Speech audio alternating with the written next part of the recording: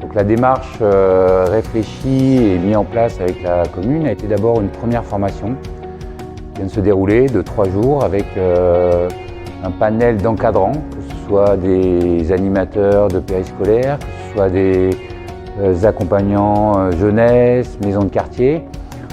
Donc sous le principe du volontariat, ils sont venus pour être sensibilisés à la robotique, voir un peu le champ des possibles, des différents outils, et de manipuler, de commencer à imaginer comment monter des projets avec des jeunes dans différents contextes. Donc c'est bon? Oui, c'est bon. Vous avez une idée? La robotique, c'est vraiment un outil qui est très intéressant sur le plan pédagogique. Déjà parce qu'elle fait appel au plaisir et au jeu, et c'est vraiment un bon vecteur pour les apprentissages. C'est un travail d'équipe, chacun a fait son... Ah bah ouais, en fait, il y avait 4 équipes, d'accord. ils ont fait chacun leur bras pour après le rassembler. C'est tout.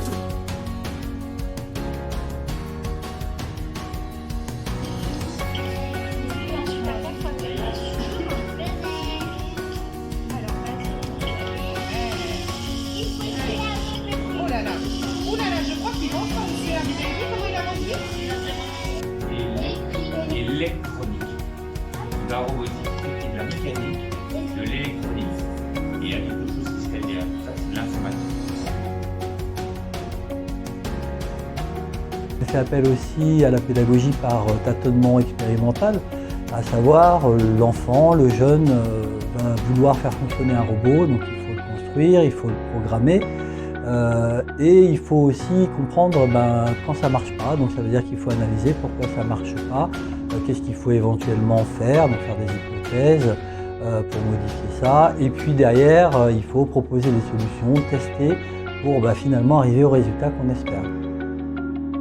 Sur l'USA, on travaille sur la notion de parcours éducatif pour les enfants, pour les jeunes.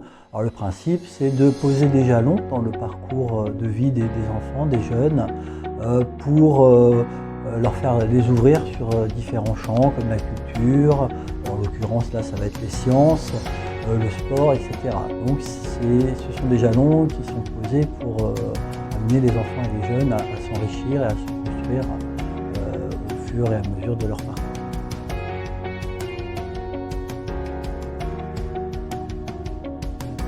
La formation est vraiment un point de départ. Donc la suite, c'est d'aller faire de la mise en pratique dans des centres de loisirs, dans des projets, dans les espaces jeunesse, et de tranquillement monter en compétences pour, à terme, alors pas forcément tous, mais ceux qui en ont la volonté, de créer un centre de ressources matérielles, mais aussi et surtout humains, qui puissent former, accompagner des structures, que ce soit en scolaire, périscolaire, loisirs, pour pouvoir utiliser des outils robotiques, numériques, dans les différents espaces de la ville.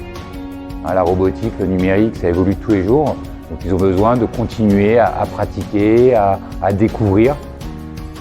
Et puis au-delà, quand le territoire sera totalement autonome dans ses apprentissages et dans son centre de ressources, de pouvoir être en réseau avec d'autres centres de ressources, où il se passera d'autres choses, où ils pourront échanger et du coup tous s'enrichir les uns les autres.